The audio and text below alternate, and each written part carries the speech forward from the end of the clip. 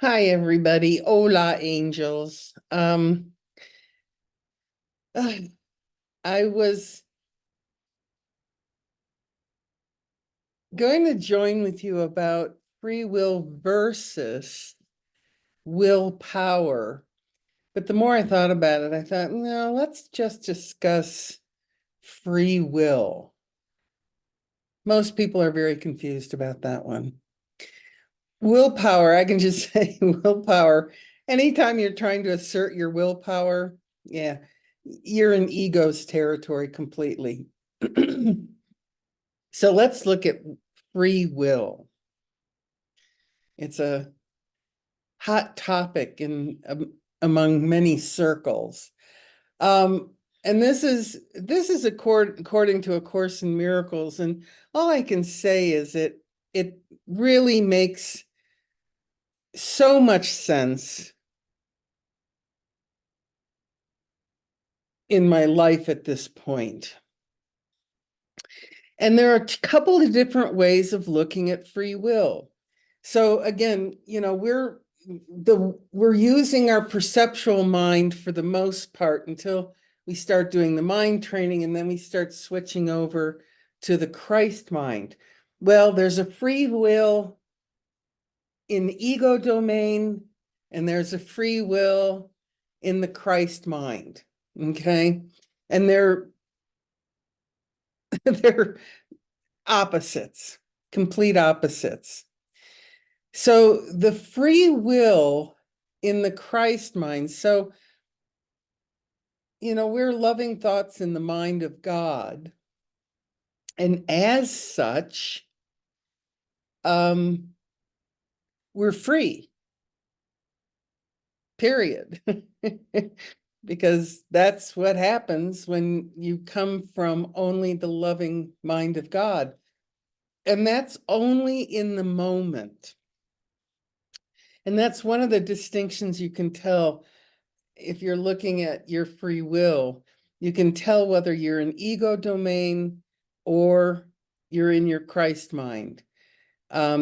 The ego's idea of free will is not in this moment. It is very much based on the timeline, based on choice. Okay. So we think we have some semblance of choice. And the reality is that's all ego driven. And and I'll say this probably more than one time. The Holy Spirit can use absolutely every single symbol to assist you in this process of transitioning to using only your Christ mind. Okay. So it doesn't matter how horrible you think you are. Maybe you've killed people. I don't know. Doesn't matter. All those are just symbols, and they can be used by Holy Spirit to assist in your awakening to the truth of who you are. Okay. But for the most part, when people think, yeah, this is just, oh man,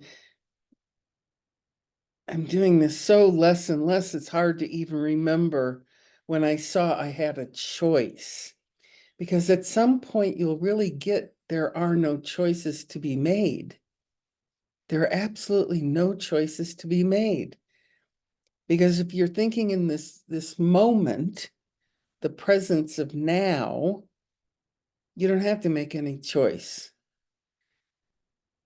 Unless you're suffering, and that tells me you're in your ego mind, in which case there's a lot that needs to be done to kind of aid in that correction.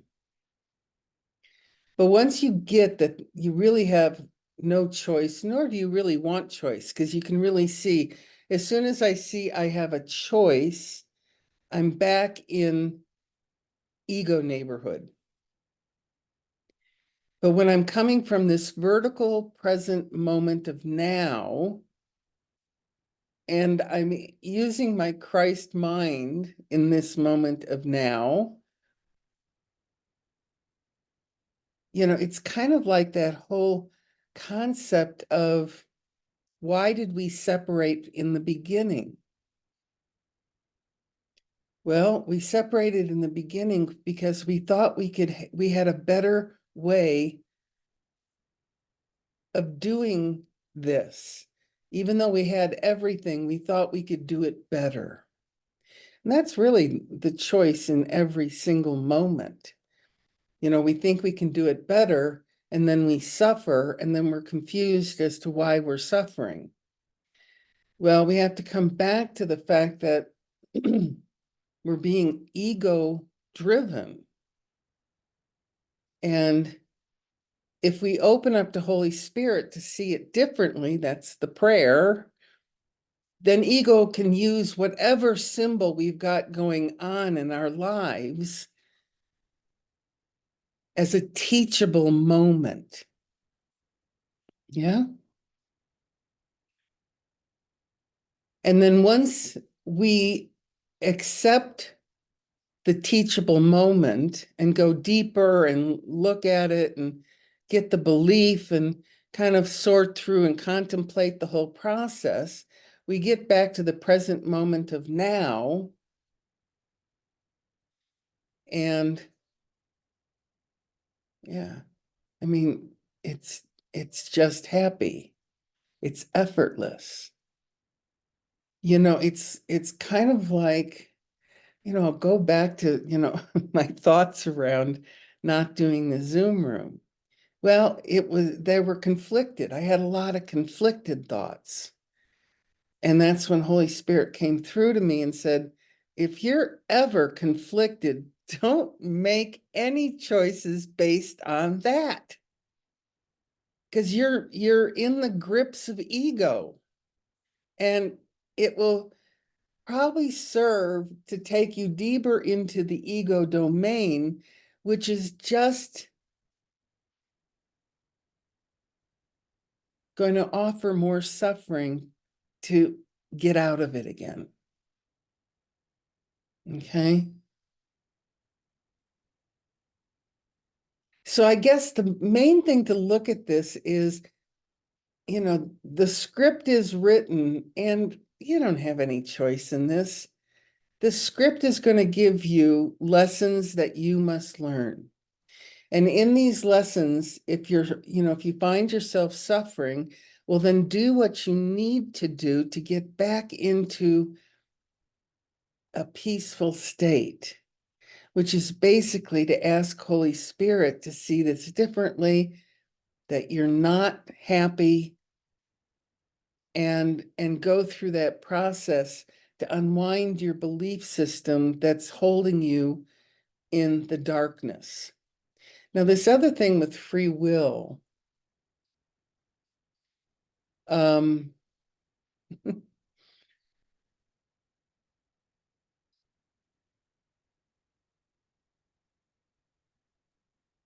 it's funny. I just had this conversation, a short one with someone, and then I decided it was not going to be helpful for them and stopped talking about it. But people get very disturbed when you tell them that they may not have any choice, really, in life. And you see, I'm saying it because I'm coming from a real happy place. So why would I want to create more than happy? You know, it's the reason that we got into this mess in the first place. Oh, I can do this better. You know, it's that authority issue. Oh, I've got a better way of doing this. I'll fight this and I'll, you know, I'll fight this because I know I'm right. That's a good one. That's just, everyone can relate to that on some level. You know, you're in a conversation with someone and it starts going a little wonky, and instead of zipping it, you push your point of view. You're in ego domain. It will only end with someone suffering. And guess who the someone is that will be suffering? Yeah, you. There is nobody else. So this is, it's kind of to really get to this, and I was thinking about this last night, and I think for me, and this is where I used pain to its exquisite, pristine, symbolic lesson. And that was just going into present moment. And I practice this, boy, I tell you, I practice this hard daily for at least 6 months to get into the present moment. Because I didn't really know what the present moment was. My mind had thoughts, and I, kind of follow them here and follow them there. It's like, I need to do a laundry, follow the laundry thoughts. And at some point, and this is, call it meditation, but I don't even like to call it meditation because you really don't need to meditate. Just go sit somewhere quietly and get present. And you'll see all the thoughts go through your mind of what's good about your life, what's not good about your life, things that you like, things that you don't like. Don't go there. Sit in and look at, and again, I tell people with pain that definitely don't focus on your breath. You have to get outside of your body. You have to really get outside your body. And if you go into your body when you meditate, you'll just suffer greatly. So, stare at a candle flame, go outside. I use the birds. The birds really freed me. I'd go outside and I'd sit and I'd have these thoughts coming in, and then I'd just focus on the birds. And then I'd focus on a bird further away, further away. And so my whole consciousness became willing to be right here in this moment. Because again, and this is probably one of the single biggest things that you can identify when you're not in line with God, you're not in the present moment. You're thinking about future events. You're thinking about past events. And getting it, it's the power of now. I mean, I must say, I just applaud Eckhart Tolle for getting that book published. It's probably the second most important book that I've ever read to A Course in Miracles was The Power of Now. And it really, he really talks about all this because you cannot go vertical with God unless you're in this now present moment. So if you're, God, I've heard people say this and it's always kind of cute. Well, I don't have time right now for A Course in Miracles, but I'm gonna work on that. It's kind of like, oh, good. Let me know how that works out. It is silly at some point if we're having a relationship with God as a future moment. It can't. God is not a future moment. God is only a present moment. And once you get into that present moment, you realize you really don't even want choices. Choices is a bad neighborhood that ego uses to drive us nuts, really. That's ego's free will. Oh, if I had a better relationship, life would be, if I had a different father, I'd be in much better shape. If I had a better place to live, I'd be happy. It's like we use all these as diversions from getting very much into the present moment. And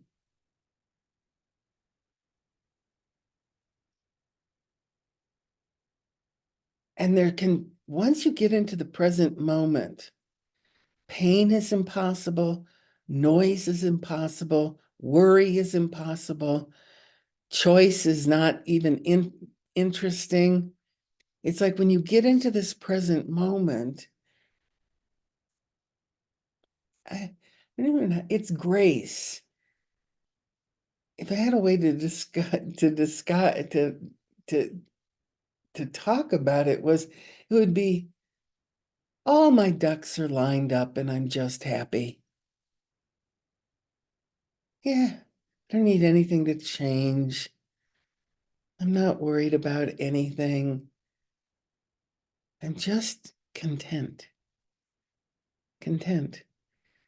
And I can't say in the parable of Calico that contentment was even a word for me that I understood. But then I was drama driven. So it was hard to see contentment in a drama driven world. And once you start seeing what drives you, hang on, I had a talk with someone this weekend. I won't mention names. No, I don't have it here. But she was seeing that her life was organized around self-sabotage to see herself as needy. I think that's what it was. And it's like once you get around these core concepts of how you've organized your world, gig is up, you know, the gig is up. I know someone in the Zoom was talking about being embarrassed. You know, once you see that you have embarrassment about anything, it doesn't matter, then the gig is up on embarrassment. Because as soon as embarrassment comes into your thought process, it's like, oh, I shouldn't have said that. It's like, whoa, I have no need to be embarrassed. That's a strategy I used in this ego-driven mind. And that no longer serves me. And then you can just move on quite quickly. So if you can get to your core, the concept, I like the word strategy, the strategy that you've used to make your life bearable. If you can come up with that strategy, then it really makes it simpler, because usually, I mean, you know, if I'm trying to think, my core strategy was, well, there were several, but they were around this whole idea of, if I'm powerful enough, I can manage getting through this world, you know, and that meant I have to be right. I'm going to take charge. I'm going to orchestrate the direction of my life. I mean, you know, it has a lot of potatoes on that particular potato plant. And if you can come up with your core strategy that you've used, and it's usually not something that we like to share, okay? It's, you know, a lot of people say, well, I feel unworthy. No, you know, that's an easy one to say. And, you know, people go, oh, that's too bad. Whereas if you say, I like to be right, it has a little bit of an edge to it. So if you can find your strategy with the edge to it, you're probably hitting on pay dirt. Yeah, you found the gold mine. And then just stay in the inquiry with Holy Spirit to see how to unwind that. And everyone's unwinding will be different.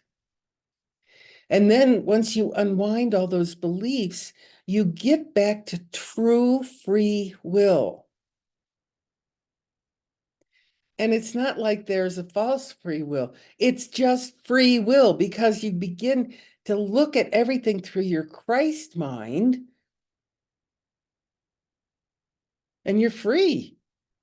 There's nothing willful about it. You're just not being dragged around by your ego thoughts, taking you back into bad neighborhoods where you suffer. And I think everyone by this point can see where their bad neighborhoods are.